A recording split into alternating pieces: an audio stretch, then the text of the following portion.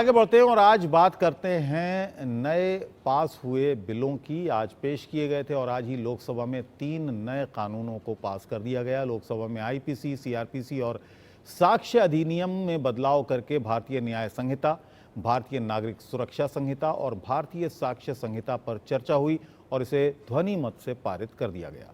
गृह मंत्री अमित शाह ने सदन में इन बदलावों पर विस्तार से जवाब दिया। नए कानूनों में देशद्रोह, मॉब लिंचिंग, रेप जैसे संगीन मामलों में कड़ी सजा का प्रावधान किया गया है। नए कानून में झूठे वादे कर संबंध बनाने वालों पर भी कार्रवाई की बात कही गई है। न्याय संहिता में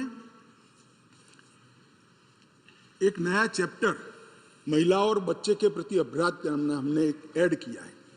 इस विधेयक में 18 वर्ष से कम उम्र की महिला के बलात्कार से संबंधित प्रोविजन में हम बदलाव कर रहे हैं।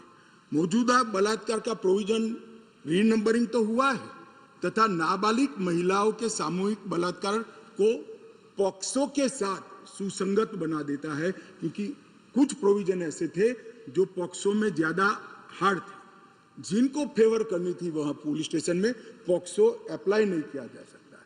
अब पॉक्सो अप्लाई करे न करे, बलात्कार करने मात्र से पॉक्सो की सभी धाराएं ये न्याय संहिता के माध्यम से लागू हो जाएगी और उनको आयु का अधिकार आधारित वर्गीकरण ठीक नहीं था। क्रमशः 18, 16 और 12 वर्ष की उम्र के नाबालिगों के बलात्कार के लिए हमने अलग अलग सजा का निर्धारण किया है। 18 वर्ष से कम आयु की बच्चियों के मामले में आज जीवन कारावास और मृत्यु दंड का प्रावधान हमने किया है। मान्यवर, इनको फांसी की सजा। गैंग रेप के मामलों में 20 साल की सजा या जिंदा रहने तक की सजा का प्रावधान किया है और 18 वर्ष से कम उम्र की स्त्री के साथ बलात्कार में फिर से फांसी की सजा को हमने यहां पर रखा है। मान्यवर, बलात्कार की परिभाषा के तहत भी एक एनोमली थी। सहमति से बलात्कार में 15 वर्ष की जो आयु डाली थी उसको बढ़ाकर हमने 18 साल किया है। तो 18 साल से कम आयु की बालिका के साथ कोई भी कुछ करेगा तो माइनर रेप के दायरे में घुस जाएगा। और हमारे साथ खास मेहमान जुड़ गए हैं। संजय कुमार सिंह इस वक्त हमारे साथ हैं, वकील हैं, जाने माने सुप्रीम कोर्ट के। संजय कुमार जी, क्या बुनियादी तौर पर अगर देखें तो इन जो 3 नए बदलाव किए गए हैं इन कानूनों में, उसका बुनियादी असर क्या दिखने वाला है? देखिए, जो सरकार का जोर है वो इस बात पे है कि एविडेंस का कलेक्शन इस हिसाब से किया जाए कि ट्रायल में जो वर्षों लगते हैं, सालों साल चीजें कहीं ना कहीं डिरेल्ड हो जाती हैं, गवाह नहीं आ रहे हैं, टाइमली एविडेंस रिकॉर्ड नहीं होता है, एविडेंस कलेक्शन नहीं होता है, इन्वेस्टिगेशन सालों साल चलते रहता है। तो इन्वेस्टिगेशन में कहा गया कि टाइम बाउंड इन्वेस्टिगेशन करिए। एफआईआर अगर आपको दी जाती है तो प्रिलिमिनरी इंक्वायरी आप 14 दिन से ज्यादा नहीं रख सकते हैं। किसी भी हालत में आपकी पीई को 14 दिन के भीतर कंप्लीट करना है। एफआईआर आपको दर्ज आपने कर लिया, विक्टिम को 90 दिन के भीतर बताना है कि क्या आपने एविडेंस कलेक्ट किया। जब अभी किसी के पास आप सर्च सीजर करने के लिए जाते हैं, मैंडेटरली आपको कहीं ना कहीं वहां का रिकॉर्डिंग करना, वीडियो रिकॉर्डिंग करना। तो वीडियो रिकॉर्डिंग करने से क्या होगा, बहुत सारे जो डिस्प्यूट कोर्ट पे रेज होते हैं कि सीजर हुआ ही नहीं था, सर्च हुआ ही नहीं था, प्रॉपर नहीं हुआ था, विटनेस नहीं थे, गवाह नहीं था, बिना बताए घुस गए, बता के घुसे, वो सारे जो डिफेंस लिए जाते हैं कहीं ना कहीं, और इससे जो लंबा खिंचता है कोर्ट का टाइम खराब होता है, वो सारी चीजें कहीं ना कहीं कटेल होंगी, वो रुकेंगी। जी संजय जी, लेकिन अब यहाँ पर सवाल एक और पैदा होता है। आपने कहा कि टाइम बाउंड होना चाहिए, समय सीमा तय होनी चाहिए। वैसे भी 5 करोड़ केसेस पेंडिंग हैं भारतीय अदालतों में।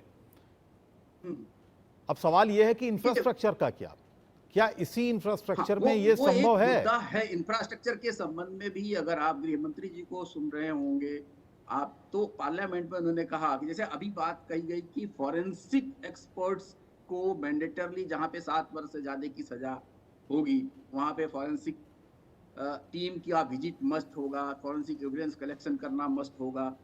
तो उसके लिए यूनिवर्सिटीज बनाई गई हैं या बनाई जा रही हैं। कहा गया कि अगले 5 साल के भीतर वहां से कम 35,000 लोग हर साल फॉरेंसिक एक्सपर्ट निकलेंगे। तो उसी तरह से जो इंफ्रास्ट्रक्चर है, जैसे डिजिटाइजेशन की बात की जा रही है आज के डेट में, पहले 15 बरस पहले तो कोई मोबाइल फोन या इंटरनेट की बहुत लग्जरी मानी जाती थी इन सब चीजों को। पर अभी आप ये समझिए सारे कोर्ट्स में कहीं ना कहीं कोविड का टाइम भी एक वरदान साबित हुआ। सभी जी। कोर्ट्स में डिजिटल कनेक्टिविटी हो गई। चलिए, सुप्रीम जिस समय कोर्ट ये ने पास पीछे हुए के और जिस समय पेश कर रहे थे गृह मंत्री, उस समय क्या कुछ गृह मंत्री ने इन कानूनों के बारे में कहा है वो भी जरा हम बता दें कि इस कानून में मॉब लिंचिंग भी क्योंकि शामिल है। केंद्रीय गृह मंत्री अमित शाह ने कहा कि मॉब लिंचिंग घृणित अपराध है और हम इस कानून में मॉब लिंचिंग अपराध के लिए फांसी की सजा का प्रावधान कर रहे हैं। मॉब लिंचिंग का नया प्रावधान हम लेकर आए हैं। नस्ल, जाति, समुदाय या किसी शंका के आधार पर एक टोला एकत्रित होकर किसी को मार देता है तो उसमें मैक्सिमम फांसी तक की सजा की है। एक बार मैं किसी भाषण में चिदम्बरम साहब को सुन रहा था। उन्होंने कहा कि गृह मंत्री की परीक्षा है कि नया कानून लेकर आएंगे तो मॉब लिंचिंग का क्या करेंगे। चिदम्बरम साहब, ना आप हमारी पार्टी को समझे हो ना हमारे सिद्धांतों को समझे हो। संजय जी हमारे साथ बने हुए हैं, जाने माने वकील हैं सुप्रीम कोर्ट के। संजय जी, इस पर राजनीति भी बहुत हो रही है, आप सुन रहे होंगे। जब भी देश में कोई नया कानून आता है और इसमें जिस तरह से अवरोध पैदा किए गए और गृह मंत्री के और प्राइम मिनिस्टर का बयान चाह रहे थे जो जिस तरह से सेंध लगी संसद की सुरक्षा में उसको लेकर, इनसे अलग अगर हम बात करें देश में जो बदलाव की बात करें अगर हम, तो ये कानून तो पूरे देश के लिए बेहतर हैं। क्या वजह है कि इन कानूनों पर कोई भी संदेह नहीं है कि ये मॉडर्न है। आज का जो लेजिस्लेशन है इसमें डिजिटल एविडेंस की बात की जा रही है, डिजिटल एविडेंस कलेक्शन की बात, साइंटिफिक एविडेंस अगर कलेक्ट होगा, आपको वीडियोग्राफी अगर आपके सर्च के टाइम की है तो केस प्रूव करने में आपको कहीं ना कहीं एज ए क्रिमिनल प्रोसिक्यूटर आपको सहायता मिलेगी उस चीज की। और जो लोग इनोसेंट होंगे उनको फंसाया नहीं जा सकता है। मेरे घर पे आज कोई प्लांट करके उसका सीजर रिपोर्ट नहीं बन सकता फॉल्स। चलिए, बहुत बहुत धन्यवाद तो संजय जी, हमसे बात करने के लिए, इंडिया न्यूज के साथ जुड़ने के लिए आपका बहुत बहुत धन्यवाद।